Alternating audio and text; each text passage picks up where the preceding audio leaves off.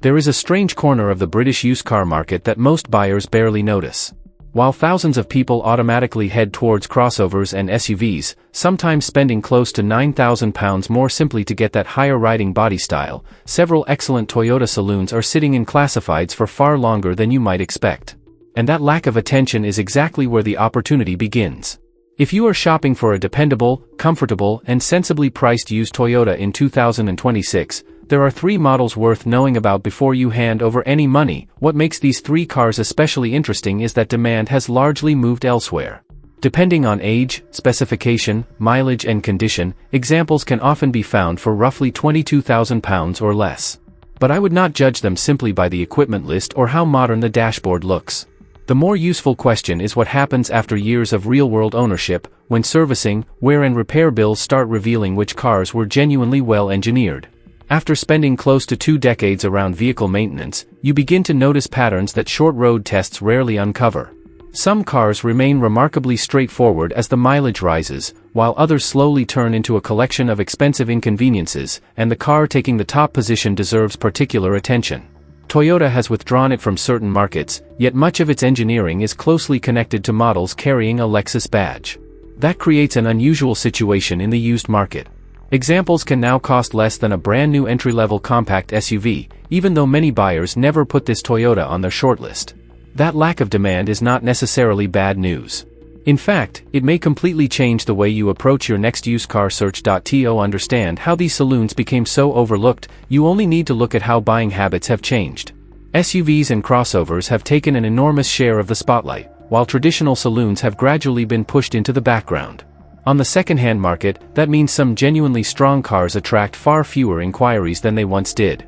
Dealers can end up holding them for longer, and when a vehicle has been sitting in stock, there may be more room to negotiate.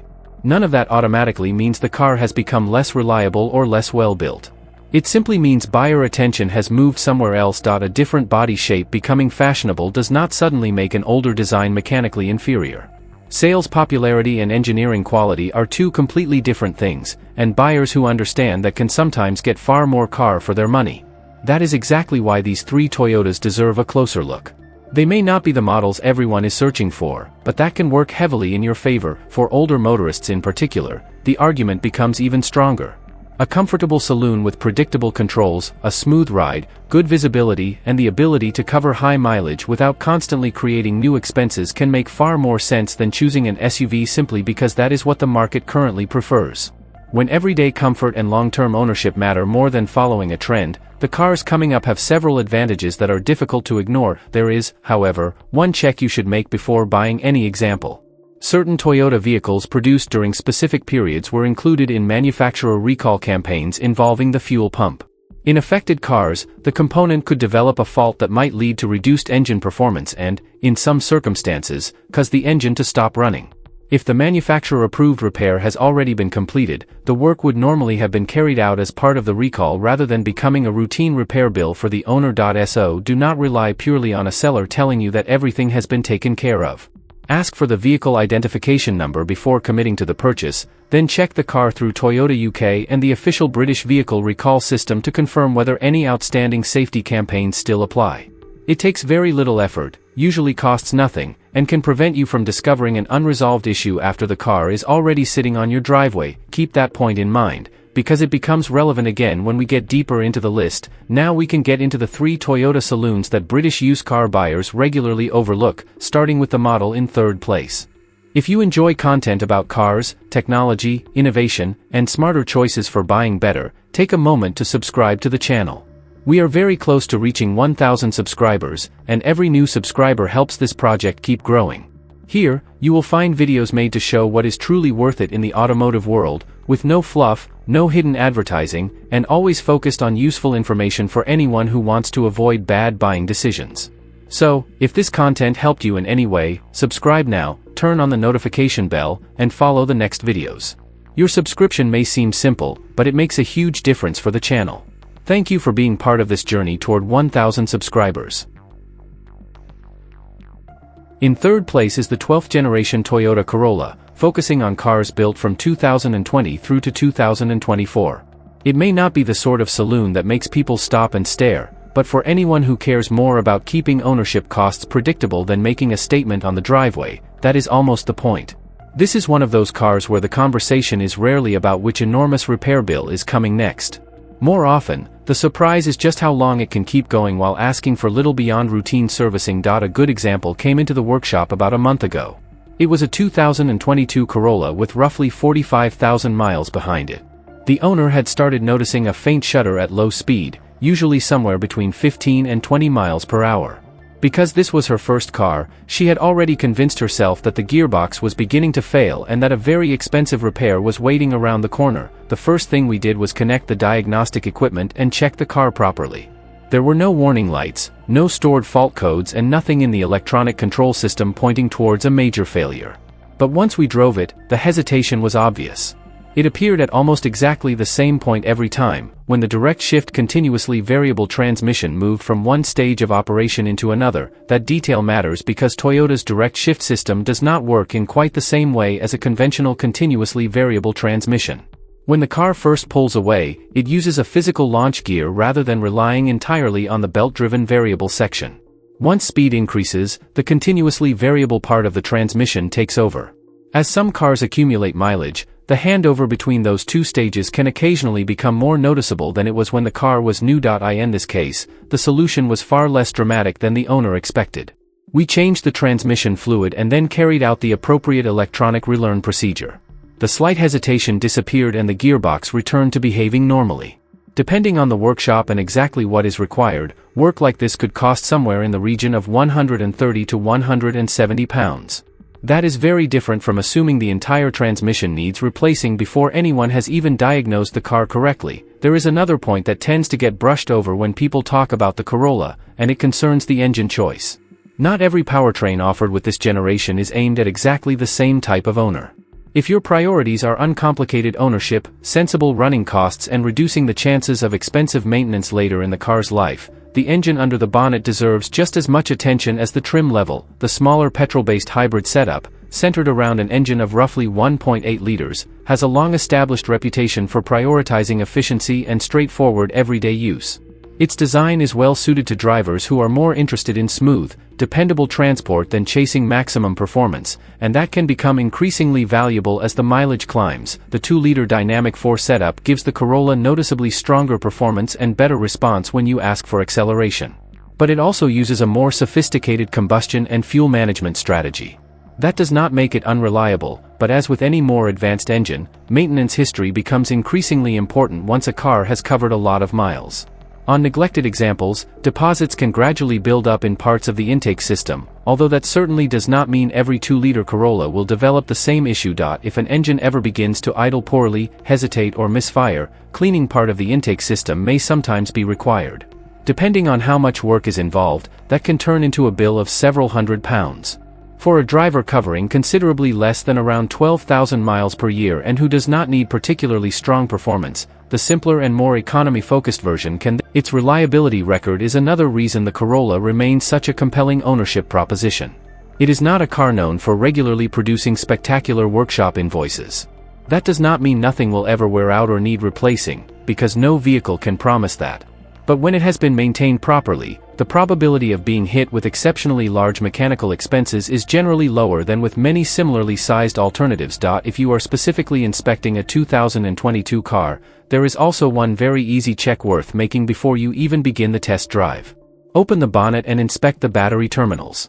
On some cars, starting problems have turned out to be nothing more serious than a battery connection that was not properly secured. It takes only a few seconds to check.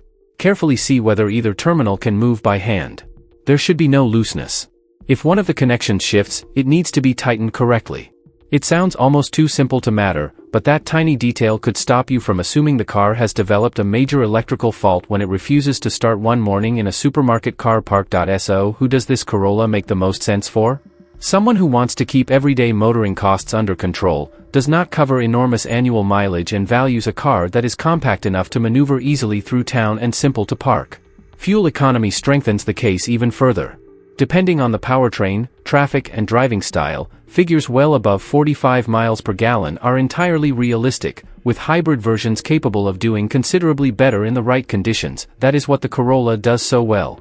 You get in, start it, drive where you need to go and spend very little time wondering what mechanical surprise might appear next. It does not try to make every journey feel dramatic or special. Its talent is making everyday driving uneventful, predictable and easy. There is also a strong safety argument. This generation brought a modern body structure, a broad range of driver assistance systems and strong safety credentials. For someone who wants a car that feels straightforward and reassuring without giving up modern safety equipment, it covers the important bases very well. Of course, there are buyers for whom it will not be the right choice. If you regularly carry a huge amount of luggage, spend most of your week covering long motorway distances at higher speeds, or want the cabin isolation and materials you would expect from a premium executive car, stepping up to something larger will probably suit you better, but that limitation is also part of the Corolla's appeal. It has no interest in pretending to be a luxury car, and it is not designed to impress the people living next door. Its job is much simpler: start every morning, use very little fuel, remain easy to maintain and keep doing the same thing year after year. If I were shopping for one myself, I would focus on a sensibly specified example with the powertrain that best matches my driving, complete service records and confirmation that every applicable recall campaign has already been completed. I would not stretch oil change intervals unnecessarily. I would pay attention to transmission servicing where appropriate, and I would always run the vehicle identification number through the official checks before buying. And you could end up with the kind of Toyota that becomes so dependable and predictable that you barely think about it until the next time you need to drive somewhere. And if third place already sounds like a clever used car buy, the next car creates an even more unusual opportunity. The Toyota Camry sits in a very different position in Britain, and changes in the market have made certain used examples far more interesting than many buyers realize. Taking second place is the Toyota Camry from the 1570 generation.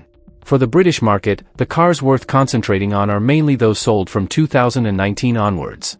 But there is something you need to understand before looking through the classifieds. Do not judge a UK Camry by the versions you constantly see discussed in North American videos. The model sold here followed a very different path. While buyers across the Atlantic had access to several petrol engines, including a 6-cylinder option, the Camry most British buyers encountered was the 2.5-liter self-charging hybrid. And rather than being the version you simply settled for, that powertrain is one of the strongest reasons to consider this car today. It gives you the comfort and space of a proper large saloon without automatically taking on the purchase price or mechanical complexity associated with many used European executive cars. Toyota later removed the Camry from its UK range, and that has created an interesting situation in the second-hand market. Plenty of people recognize the Camry name, yet when British buyers start looking for a large used saloon, their searches tend to move towards cars such as the Volkswagen Passat, Mercedes-Benz E-Class or BMW 5 Series. Many simply abandon saloons altogether and buy an SUV instead. The Camry gets overlooked, and for someone who understands what it offers, that lack of attention can be an advantage. I came across a perfect example of why these cars can be misunderstood. It was a 2020 Camry Hybrid that had covered a little over 87,000 miles. Its owner used it every day for a lengthy commute involving motorway driving, urban traffic and plenty of stopping and starting. What concerned him was a slightly unusual sensation whenever the car moved between electric propulsion and the petrol engine. He had already prepared himself for the expensive explanation. In his mind, the transmission was beginning to develop a serious problem, but once the car was properly checked, the evidence pointed somewhere else entirely. There were no worrying fault codes, nothing suggested a major mechanical issue, and the hybrid system behaved consistently during the road test. After checking its maintenance history and the relevant electronic systems, there was simply no reason to start talking about replacing the transmission, and this is where understanding the European specification Camry becomes extremely important. The Camry Hybrid sold here does not use the conventional 8-speed automatic gearbox found in some overseas versions. Instead, Toyota paired the hybrid system with an electronically controlled continuously variable transmission. Mechanically, it operates very differently from a traditional automatic. You do not have the same sequence of conventional gear changes or all the hardware required to produce them. When you are considering a car that could potentially cover very high mileage, that difference deserves attention. Under the bonnet is a 2.5-liter 4-cylinder petrol engine working together with the electric motor system to produce roughly 215 brake horsepower in UK specification. Nobody is going to mistake those figures for a performance saloon, but that was never the purpose of the Camry. There is more than enough performance for normal driving, while the hybrid system becomes particularly useful around town. When conditions allow, the Camry can pull away using electric power.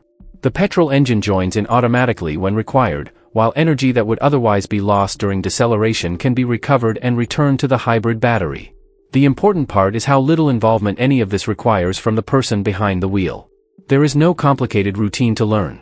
Get in, start the car and drive. For someone who wants some of the efficiency benefits of electrification without having to plug the car in or organize daily journeys around charging, that simplicity is a major selling point. The petrol engine itself is also worth discussing. Toyota's 2.5-liter dynamic force unit was engineered specifically to work closely with the hybrid system. And if you are buying with the intention of keeping the car for years, there is another useful detail. The engine uses a timing chain rather than a conventional timing belt with a routine replacement interval, but what makes the complete system particularly interesting is the way the petrol and electric sides share the workload. In queues, low-speed traffic and urban driving, the electric motor can frequently take over part of the work instead of forcing the petrol engine to handle every moment of propulsion by itself.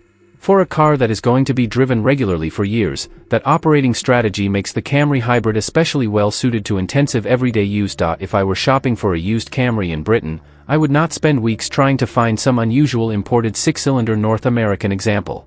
The 2.5-liter hybrid is the car that makes sense here.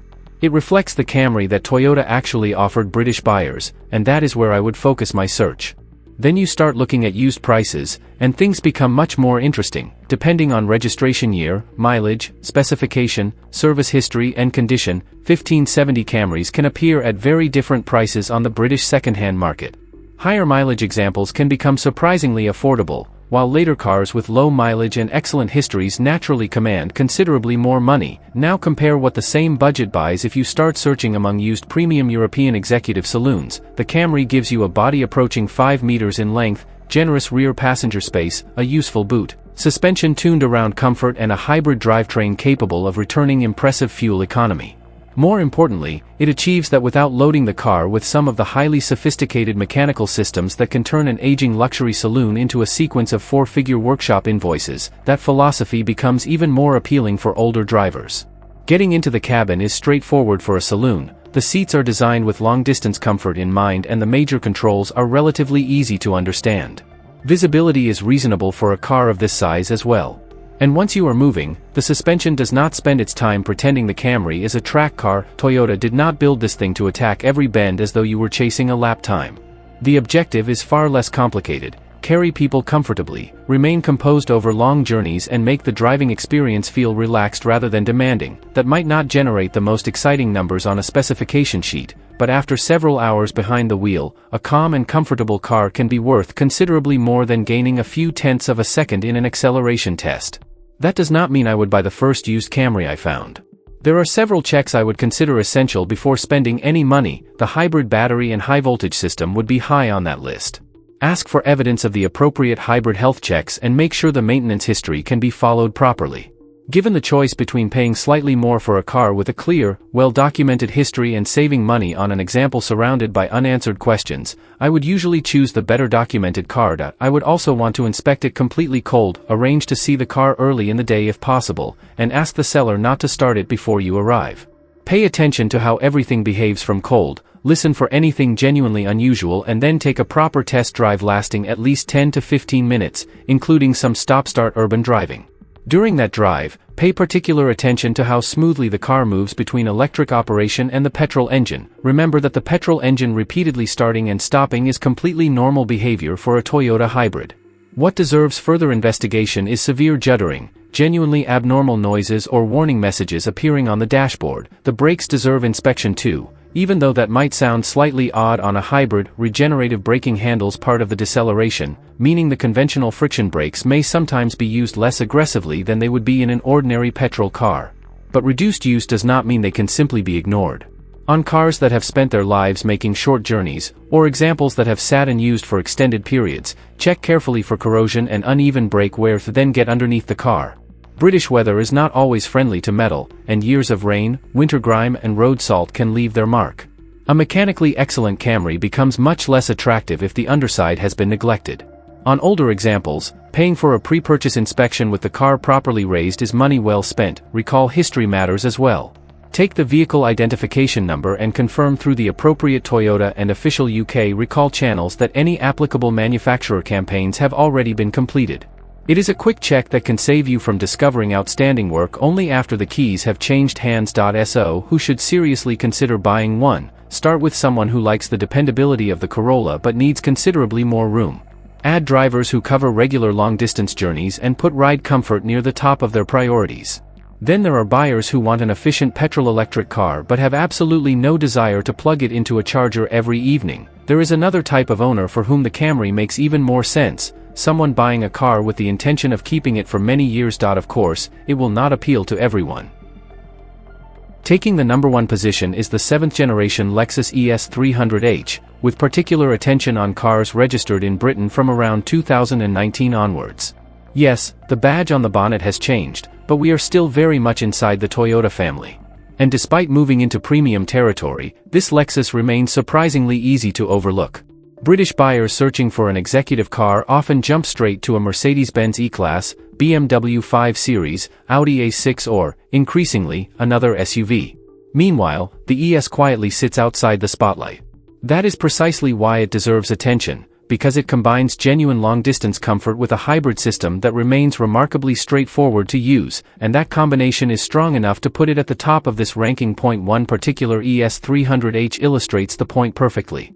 It was a 2020 example with roughly 53,000 miles on the clock, presented in excellent condition and with just one previous owner. He had noticed that when the car was cold, the petrol engine seemed to be running more frequently than it used to.